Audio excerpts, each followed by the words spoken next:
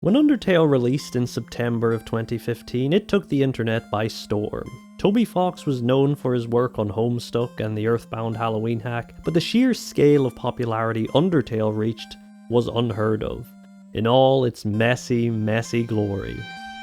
For its charming characters, its godly music, and it to this day has, I would say, the best meta-narrative experience combining gameplay mechanics as diegetic components of the world itself. But the other thing that kept it trucking so long was the thing that keeps all indie games alive. That little bit of magic, that little bit of mystery. Undertale as a story is a pretty closed circle. It says all it wishes to say within the game itself across its 3 routes, and there are weird lines here and there, but there is no glaring gap within a traditional run that would make one think there's something missing. But Toby hid little things, little oddities throughout that you might just glance over and think that's odd, and continue. Why is there a missing entry in the True Lab, arguably the creepiest part of the base game? Bubbling beneath that top layer of Undertale is a mystery that has haunted me for a decade. The name W.D. Gaster is one most people that dive into this underlayer are familiar with. A man scattered across time and space, the previous head scientist before Alphys. Resetting in Undertale changes a value in the INI file known as the fun value, all caps. And it is only through viewing all these fun value exclusive scenes that we see a picture begin to form. A mystery man lost within the edges of the game. And this is something Toby Fox is incredibly good at. The way he writes characters makes him very easily able to flip the tone from scene to scene on a dime. One moment funny and charming, the other foreboding and unsettling. Sans is a perfect example of that oscillating style, a funny guy with a dark secret and a depressing backstory that we still do not have answers for. A combination that would cement him as a Tumblr sexy man for time immemorial. Gaster is never mentioned in the game normally, but you can put together a summary element of his existence through talking to a number of mysterious entities that appear under fun value conditions, explaining him as a man lost to time. What happened to him is unclear, but one such entity remarks that it's rude to talk about someone who's listening. And if that is not one of the most unsettling lines you could ever hear, in a game so meta to have some entity beyond the top layer listening, watching, doing something, who knows. These secrets that feel like you're not supposed to see them, even though obviously Toby would know people would data mine everything. The mystery of who this man is remained a steady topic of speculation for years. It's apparent now that a lot of it was hinting at what would come after Deltarune. The clam girl saying we would meet Susie soon, a photo of 3 people smiling with the phrase "don't forget" written beneath. Let us leave Undertale for now. This video is about Deltarune, with spoilers for all 4 chapters currently released.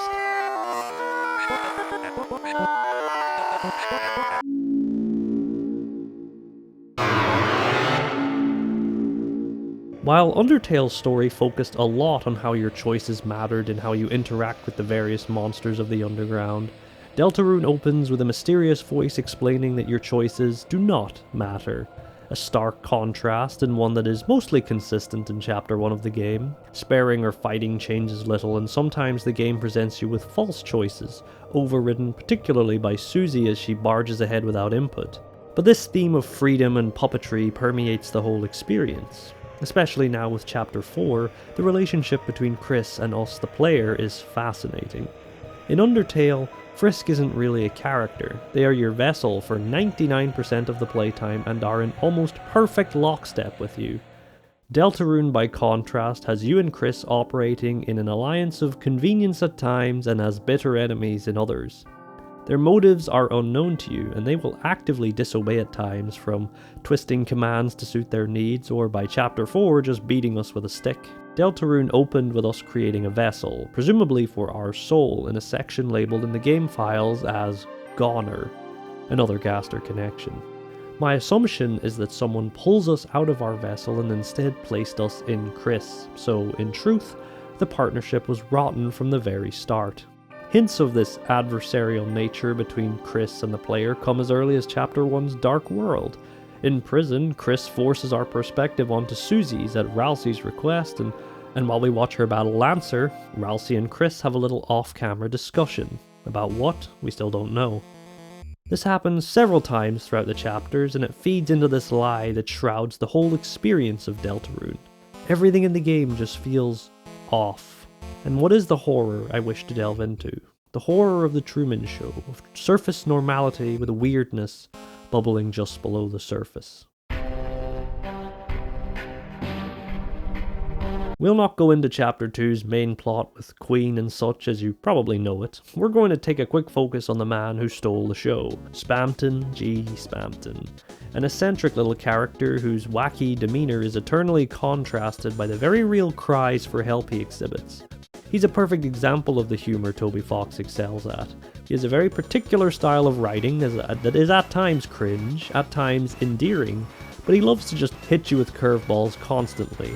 Spamton's fear dialogue is a great example, opening in a silly manner with, "What are you afraid of? According to Encyclopedia of Being Afraid, there's nothing to fear except... Hello? Can you hear me?" And ending with the incredible line of, "Huh? What? No, I didn't hear anything just now. But it sounded like they were talking to you." For some characters in Deltarune, the fourth wall is just a suggestion, and Spamton stares into your soul when he says that. Spamton's story throughout this chapter involves breaking free from his chains, whether those be from living in squalor in a dumpster to being free of the game's constraints. As a literal puppet on strings in his boss fight, beyond the scenes of Chris literally ripping your heart out, this scene following the fight is one of the clearest examples of them fighting your influence in moments of high emotion, screaming no if that option is chosen. The comparison between Spamton and themselves bothers them greatly. The other massive secret of this chapter was the Snowgrave route. I know it's officially called the Weird route in Chapter 4, but Snowgrave sounds way cooler and is the point of no return, so I'll just call it that. This route plays out in having the player manipulate Noelle while she's in the party to freeze every enemy in her path. Because while the player has no choice between killing or sparing enemies, Noelle can, and it is through her that we almost seem to break the rules of the game and go off the grid. This entire route feels wrong. In a way even beyond genocide in Undertale. While murdering everyone is always a choice that seems obvious in that game, simply kill everyone you can, Snowgrave requires some precise steps be taken, backtracking to Spamton and getting the ring, murdering the shopkeeper, and picking dialogue that suggests the player has a strange obsession with Noelle in this route. It's very creepy. Dialogue lines getting added to replace should with will, strange statements that cannot be laughed off. It all feels like a creepypasta, Ben Drown style. But of course, it's perfectly intentional and you know it's coded in like, so it's impressive that despite that, it feels like you're breaking the seams of the game and changing things in a way no one accounted for. We'll discuss it more as it affected Chapter 4, but let's move on to Chapter 3, which contains the main reason I made this video.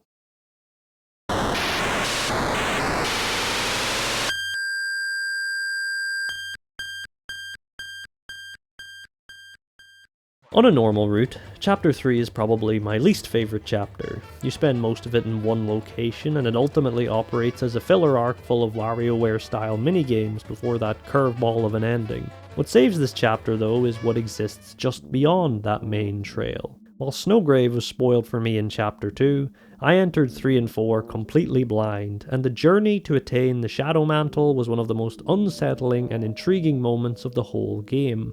Learning that Tenna based his games off this original version backstage and how off it feels. None of the monsters attack you until you pick up a sword and start killing. Genocide your way through the game and you reach a previously unseen area, killing your way to max level or love or whatever it is in this. I proceeded to immediately cut through the trees and discover the ice key, but I remembered seeing the path to the Susie Ball minigame closed off by a tree and reloaded to follow it. It takes you to a series of underground rooms that I saw nothing in and would immediately leave. I went into every single one before trying to just walk forwards, which greets you with something sprinting up into the darkness. But that's not all. In a moment that genuinely sent a shiver up my spine, walking up reveals a message the same color as the room, only visible when overlaid over Chris's sprite. See you soon. This is literally a creepypasta in-universe. Chris is playing a haunted game cartridge, and Toby nailed it. Traveling up to the pyramid, you can also go into 2 new rooms, one which has a mouth appear after a few seconds and one with eyes. They seem to match the face you can spot in the darkness while going to get the disc for Spamton in chapter 2, so there's this thing that isn't confined to the game and has appeared in other chapters. Could just be a creepy Easter egg, or perhaps more. This original form of the game displays knowledge of Snowgrave even if you have never done it. The forbidden route began with ice magic. The white cloak is obviously Noelle, who is hurt by us in order to fire ice in the game and let us progress. She is ultimately used up, and perhaps foreshadowing Chris's fate, they too are used up. By comparison, Undertale Neutral hints at true pacifist at the end, but never explicitly states that genocide is an option without the player actively pursuing it. This is explicit.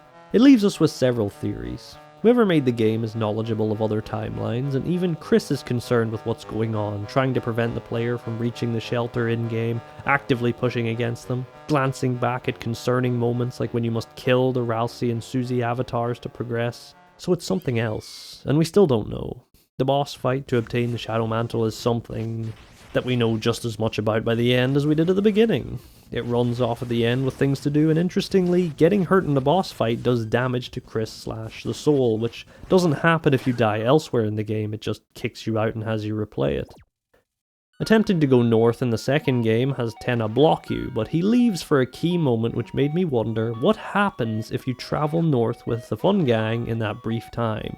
I was mildly surprised that it actually lets you, but of course it's Toby. Reacting to every little thing a player can do is his bread and butter. What occurs up here may seem insignificant, but it essentially shows us how our 2 companions see the world. Susie remarks that she really wishes she could see what lies beyond the tree blocking the path further, while Ralsei is apprehensive, almost scared, because he doesn't know what's up there. This plays a further role in chapter 4 when it's revealed that Ralsei knows the whole prophecy and how accurate it is. He feels the future is inevitable, and slipping behind Tenna's gaze to explore that section is going off this path, and it unsettles him. The order of inevitability shattered. Susie, by comparison, expresses a desire to see more, just because she can. Again, paralleled in chapter 4 when upon disliking what the prophecy foretells, she shatters it and vows to never let it come to pass. To deny fate despite how accurate it has been till then. She is chaos and freedom personified. Toby has played with this fear of the unknown, of something lost within the code, a mystery that's persisted between games and likely will for more than a decade, as concrete answers, if they come, will be in future chapters.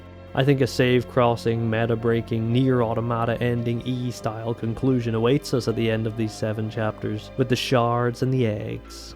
Let's talk about the eggs. The other thing that lurks out of bounds, requiring you to break the game to attain. The man behind the trees that gives you an egg in every chapter.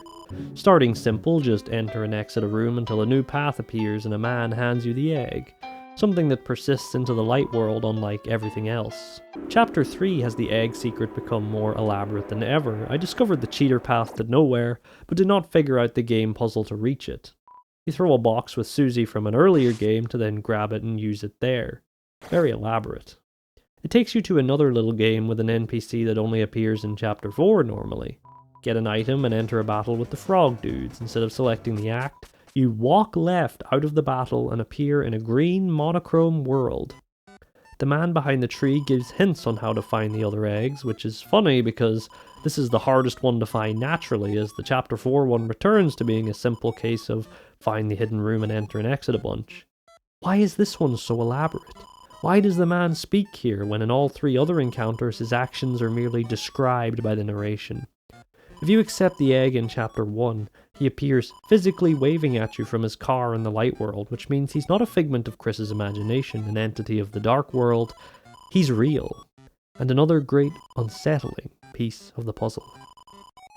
In the code for the contact section of chapter 1, you know, the Goner Maker, under device_choice, which is used for choosing those various personality and blood type questions, if the value is undefined, the script returns egg. It's an exception handler. Good one, Toby. But more than just a joke, it makes one wonder, is the man behind the tree really giving us eggs? Or is he trying to give us something that the program that is Deltarune rejects? and returns to us an egg. The game says it so matter-of-factly. You received an egg. You used the egg. What egg? It's an egg now, evident by how Susie sees it as such when you reverse steal it into the basket in Sans' shop. But were they always that? I would lose my mind if later on doing something led to the eggs becoming what they were supposed to be, tying into this chapter-hopping grand mystery. The other interesting element to the eggs is acquiring them inside a room between rooms, which is also notably how you find the Mystery Man in Undertale. They appear rarely in a room that itself rarely appears between the telescope and crystal save point rooms. Whether they are connected, we don't know, but it's an interesting little link. Rather than being out of bounds, the man is between bounds. His existence itself on the precipice of real and unreal. And the only other time we've seen an egg besides Temmie is in the Papyrus dating game in Undertale.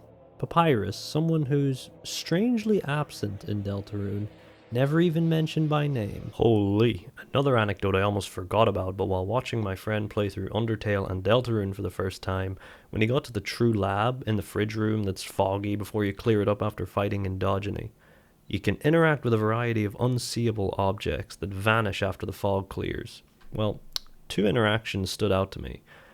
There's something here, something in the shape of a man, and there's something here. It feels like a tree ripe with delicious fruit. Alone I could chalk it up to ominous flavor text, but together, in the same room, it was clearly hinting at the man from Deltarune, which means that the man behind the tree was significant enough that Toby had him conceptualized during Undertale, which to me means he's more important to the story than just some Easter eggs and secret collectibles. I guess we shall see in the game's third act. The egg mystery remains uncompleted, so we will have to see what it leads to. Chapter 4's egg room mimics that of a hospital or clinic of some kind, and seemingly references an experience Chris had in the past. I like that you walk around a room you can't physically see. Playing around with perspective is something this game absolutely loves. It also makes mention of hand washing, something that comes up quite a lot of times throughout the game, echoing Macbeth, out, damnable spot. Chris feels guilty about something they did in the past, and them having a save file at the very beginning of the game which you overwrite suggests to me that Chris has either done this all before, or could save prior to the game like Flowey and understands and possibly perceives beyond the saves. If the Shadow Mantle game can see other timelines, Chris could be aware as well in some way. But now I'm just theorizing.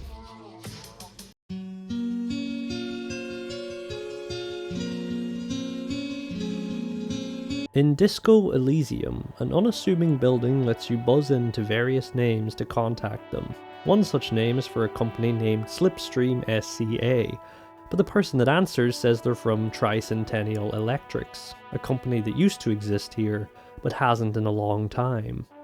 This conversation unnerves the protagonist as the woman on the other hand seemingly remembers them yet talks past them. It's you. My God, I didn't think I would hear your voice. Something's wrong here. Are you sure she's talking to you? It's so nice to be able to finally meet again. Their fears are abated when calling again reveals the voice repeats and must be a recording stuck on a loop. But it's not a recording, not in the typical sense. A metaphysical force exists in Disco Elysium, that of the Pale, which I won't fully describe, but in places where it flares up, things from the past and future can become trapped in other moments in time. This is one such case. This is a call made many years ago, trapped now within the RADIOWIRE. The Pale entangles past and future.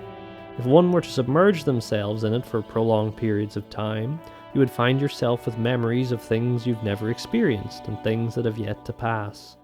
In Disco, this voice cries out in a brief and private moment, but all around can hear it, trapped now within the circuitry.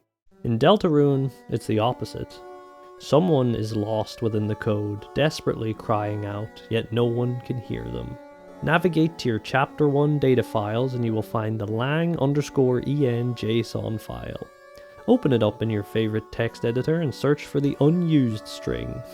What you will find is a small dialogue from someone crying out in the darkness of wherever they are, and desperate for a response. This individual appears again in every other chapter, but now the lang.en file is embedded within the data.win file, which contains the entire game.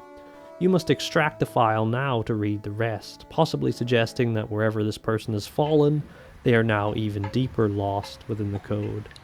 They feel nothing. They perceive nothing except for an occasional scratching noise, which would be terrifying in any other situation, but alone in a void of no stimuli, perhaps it provides some small comfort that something else is out there. You know that idea, what's scarier, that we're alone in the universe or we're not? Whoever this person is, lost in the code, is the final horror out of bounds. Someone so far gone that they can't be found, through manipulating the game's mechanics like Snowgrave, or through a secret area that rarely spawns like the man and his eggs. This person is lost on a layer so deep that you need an external tool to dig out but their voice. There's no confirmation of it, but Spamton's quote I referenced earlier, I like to think it's the person lost in the code, grasping briefly at an outlet to express their desperation before being lost again. Spamton's saying sounds like they were talking to you makes sense because we as the player are the only person who can access the files to read their messages. Who is the person in the code? I like the theory that it's Des, possibly trapped within the night or somewhere else entirely. And to what end all this is leading to, I'm not sure. Here's something to consider, and why I brought up Disco Elysium's Pale, pulling from the past and future. Deltarune and Undertale already made time wibbly-wobbly with the existence of save files, which are for all intents and purposes time travel. Deltarune also includes a deterministic prophecy through which the future has been seemingly set in stone. The Shadowmantle game too hinting at things that have yet to pass or passed in another timeline entirely. The point is, the person in the code could be Des. Easy answer, right? But Des is the night, almost certainly. So is she trapped within the night and the unused text is her internal thoughts? Personally, I don't like it. The night acts with too much purpose. It is not a machine of instinct like the Titan. It goads, it taunts, it possibly even speaks if the voice on the phone that isn't Carol ends up being them. So one idea is that these thoughts are from the past, of a Des lost soon after whatever incident involving Asgore made her vanish, and a full picture of this time will be painted ending with her becoming the Night. Or an alternative theory I also like, the person is Susie, in the future. Specifically the line about breakfast and late night TV, very specific mentions that involve Susie at the end of Chapter 2 and the beginning of Chapter 4. Perhaps it's relating to that final unseen prophecy, an ultimate sacrifice she makes to break it and in doing so damns her to some prison, because breaking the game so hard you get lost in the code would most likely break the prophecy too and the experiment that is Deltarune. Without the later chapters for more context, these theories are mostly baseless speculation, but I will be curious to see if I was in any way close with some of this. Food for thought.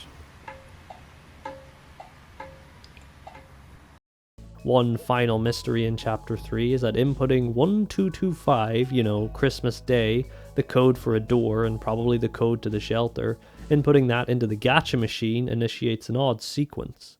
Susie and Ralsei vanish and Chris can enter the machine. Inside is a looping maze that the player can freely walk off of and over the void. Lost Girl plays and you get an ominous text that Chris attempts to grab a small black triangle before their hand seemingly vanishes before their eyes. Very creepy and cryptic. It feels very intentional that Deltarune is being released in this episodic manner to give the fanbase time to speculate and theorize. Half these hints would make little sense if a player could blaze through to Chapter 7 and have all revealed from day 1. And I think that when that day finally comes, a little bit of Deltarune's magic will be lost. The mysteries and the lengths people had to go to unearth them is half the fun. Like, I just recently learned about the Undertale alarm clock page released for its 5th anniversary, which has Asgore mention Rudy, Des, and Noelle existing within Undertale just off screen. He describes their place like a second home, which, considering how he struts in Chapter 4 like he owns the place, could have been a little foreshadowing. There's the whole Spamton Sweepstakes ARG, which I won't even get into. I'm sure there's many deep dives into that. But all this build-up over the years has led to a massive amount of expectations for Deltarune's finale. And I hope Toby Fox can nail it. Undertale's endings were incredible. So I have faith.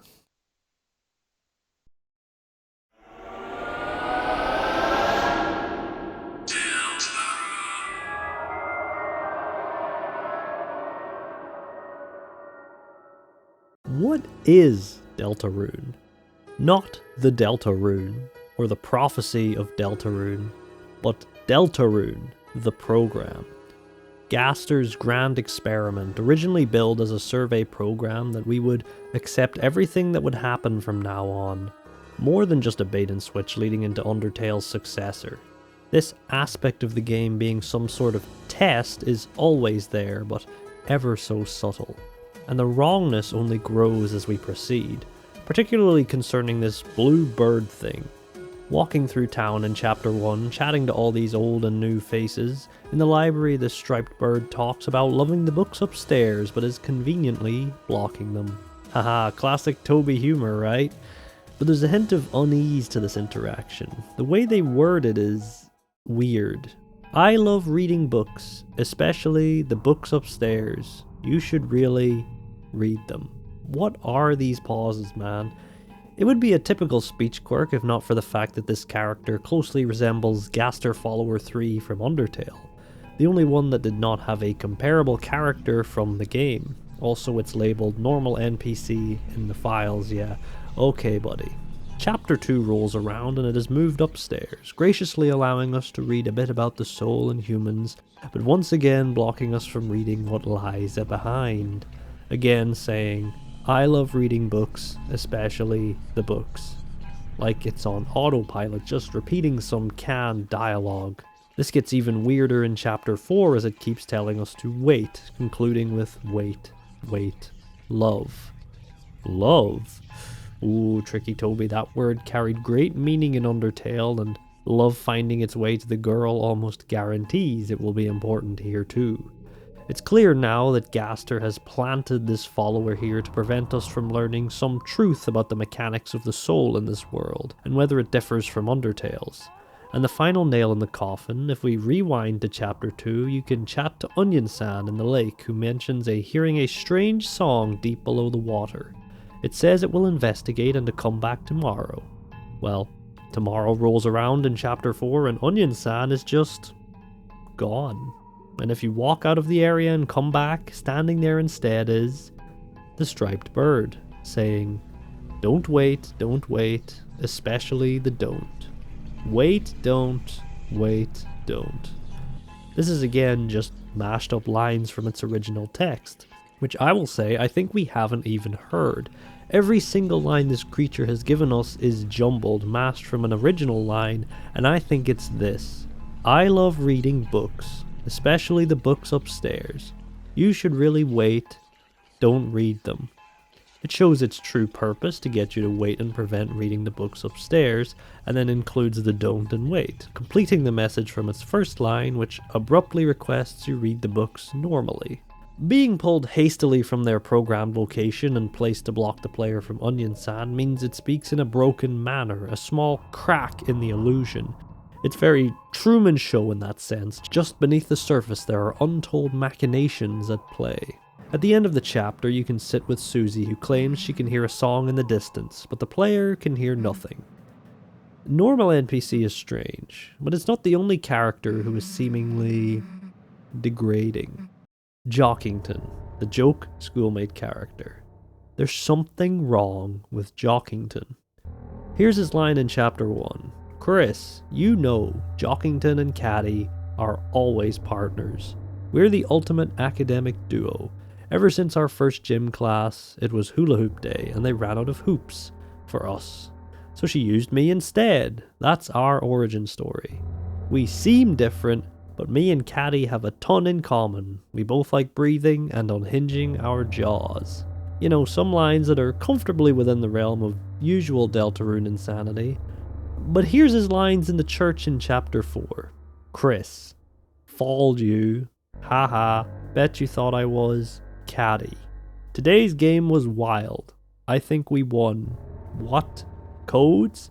Sorry, don't know that. Never will. Being real for her.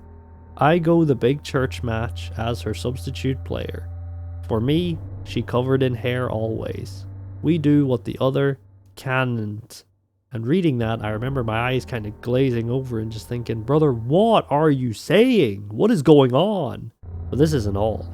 Later on in the prophecy, we have the silly bit that Jockington grows the beard, but talking to the NPC in the secret room has them say this: "Oh, the shadow will grow serpentine. Even when the clock ran back, the shadow was growing.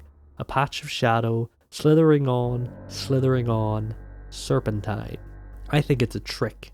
It wants you to think the shadow is a 5 o'clock shadow, you know, the beard. But the line, "even when the clock ran back," is what concerns me. Saving and loading. There's an implication here that whatever is happening to Jockington, whatever shadow looms over him, will persist between the saves. And it happening to him is infinitely scarier than normal NPC, who is masquerading as something else. Jockington is a lightener and is exhibiting the same degrading symptoms as the normal NPC. And it's more than just a joke. This prophecy is very hidden, and as we know, jokes are the deepest lore. Going back to my hope that some grand final chapter hopping secret awaits, imagine you boot up chapter 1 again after beating the game and Jockington is just gone. It would be a fascinating evolution on Undertale's meta elements of save hopping with Flowey. You'll see the tail of hell take crawl, the serpent in the garden. One final line in chapter 2. In the diner, Jockington says, "Life is a big ball game, and when the man is on the field, he does a big dunk. Try to be that dunk." A joke? It aligns scarily well with how the Titan is defeated in chapter 4. The pre-fight silhouette is clearly that of a human, it looks like the Valve logo, and we literally become the dunk that destroys it. Maybe it's all a joke, like Mike, but I want to believe it's leading to something amazing. Have you ever thought about a world where everything is the exact same, except you don't exist? Everything functions perfectly without you. The thought terrifies me. The game is full of wrongness and oddities, just enough to remind you that this is not just an RPG about saving the world and hanging out with your friends. This is Undertale's sequel, I'm confident enough to say. A game that cracked the psyche of a player wide open across its 3 routes, and Deltarune is Tricky Toby's magnum opus. That came to him in a dream years ago, that Undertale was a practice game for this. He had something he yearned to share, and we march ever closer. This game is so much longer, and Toby has to keep reminding us to stay vigilant. Things are never as they seem. After Susie breaks the final prophecy panel, if you try to go back the way you came, you get a strange scene of reaching out your hand and just perfectly out of view, another hand reaches out and pushes you back. Why does this happen? What does it mean? We have no idea. But as of now, they serve as a constant reminder. Deltarune is his experiment, and what conclusion this experiment seeks, we don't yet know.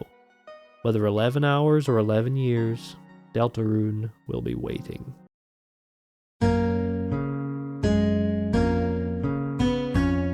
Deltarune is a masterclass in metafiction, from how it uses the medium of a game to tell its story, whether that's the window changing or flipping RPG genre staples on their head to the constant weird dialogue lines that feel like they're talking past the characters and to the players themselves. Will it stick the landing? Only time will tell, but I am very, very happy with the first half of the story. We've come a long way from pushing the gameplay box to the fight button to defeat Sans. Undertale on release set a new standard for video game metafiction and inspired so many games that would follow, from Pony Island to Doki Doki Literature Club. And I think Deltarune 2 will tear this medium asunder in new ways we couldn't even conceive. It already has in many ways. Toby is exceptional at tying his story to gameplay mechanics, down to the very damage a player does, like with Chris and the Knight, or playing around with the player's soul as a physical object. Before this, it was masterfully done in the Sans fight, with the bones hitting areas your soul would appear on the UI, giving you pretty much no breathing room and making the fight feel truly desperate. Chapter 4 one-upped this for me. The entire sequence in the holiday home was incredible. Truly understanding the bounds of movement for the soul, learning hints of Chris and Asgore's motivations, the sequence with Chris hitting us with a stick in the closet while Susie and Noelle flirted. Incredible.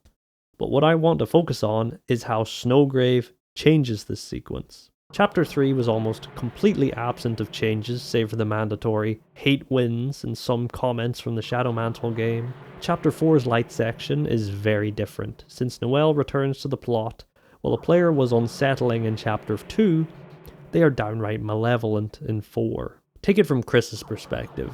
This entity you invited into yourself, whether for survival or for your plan involving dark fountains, either way, you need it. But you find that you must share control over your own body and actions. In the normal route, this street goes both ways often, with Chris seemingly having a lot of control at times, especially when it pertains to thwarting us from finding the shelter. But in Snowgrave, we, where Noelle is concerned, begin overstepping our boundaries. Snowgrave is unlike a genocide run. It's more like the player has this sickening obsession. The obsession continues. You can think about Noelle instead of Susie or Ralsei at times, and Chris is using every chance they get to try and get us away. While we were stuffed in the bathroom in Chapter 2, or perhaps after Chapter 3, Chris went to Noelle's house, gave her back the watch, said that it was all a prank, and Birdley would be fine. But their attempts fall on deaf ears as the player can continue their obsession in Chapter 4. Chris gets a taste of this fear at the end of Chapter 3 Shadow Mantle quest, as the player controlling the game version of Chris walks out of the screen and can attack them. They step back in fear, or alternatively pull Susie to safety, and they are genuinely terrified during it. Chapter 4 gets even worse. Noelle is far more direct and invites us instead of Susie convincing her. Instead, we get the stupidest line in the whole game.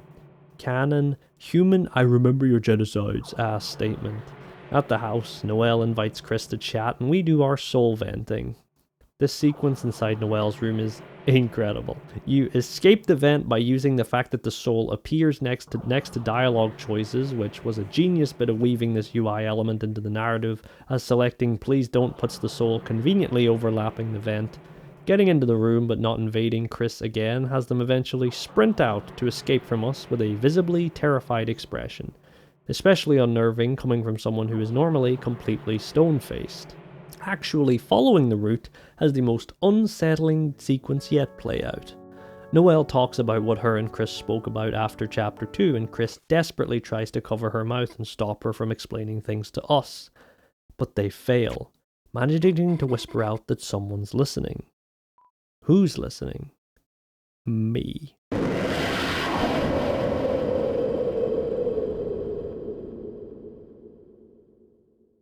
The final horror is us, the most out of bounds, beyond the screen itself, terrifying these characters for reasons we don't even understand yet. Chris is losing control of his patron. We are like a bound demon breaking from its chains. We read Noelle's thoughts through the dialogue box and force the thorn ring back on her finger. There's been 3 variations. The first, a wilting rose, a loss of innocence as we violate Noelle's autonomy. People complained about it being a sexual assault allegory, and we did not literally, but we did force ourselves on her and do something. It plays into the sickening obsession. Then it became the lone red dot, an obvious placeholder, but more relevant later. Finally, it's a crack. Several ways to interpret this. My favorite is that it's a crack in the screen of us as the soul implanting another part of the soul or something inside her. We never see her after this, and if you think about her later, all you see is a small red pixel, which appears again at the end of the chapter. Carol says Noelle is excited to see Chris at the festival. Why on earth would she be after what we did, if what we did not change her attitude in some way? Brainwashing? I guess we'll see. Chapter 5 is shaping up to be a turning point in this game, the Act 2 climax, if you will. This route has been such a great addition to discussing this game, and it's clearly trying to say something. I doubt it will be a retread of genocide. Oh, you did the bad route just to see what happens, and you're bad for it. I would be so disappointed, but I don't think it's that. There's too much difference, too much oddity. You killed everyone in Chapter 2 to make Noelle stronger, but you don't have to do that in 3 or 4. It's pointless. So why? Why are we doing this? How Chris's attitude changes after we place the ring is also telling. Throwing us about the bathroom, kicking a candle down if we pray for Noelle, biting their hand if we say we'll never play piano again.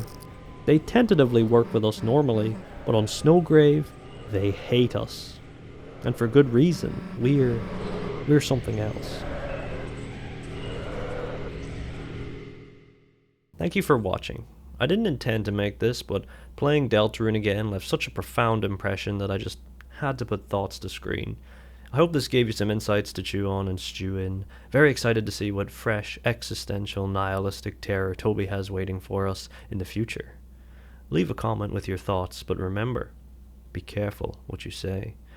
Because after all, it's rude to talk about someone who's listening.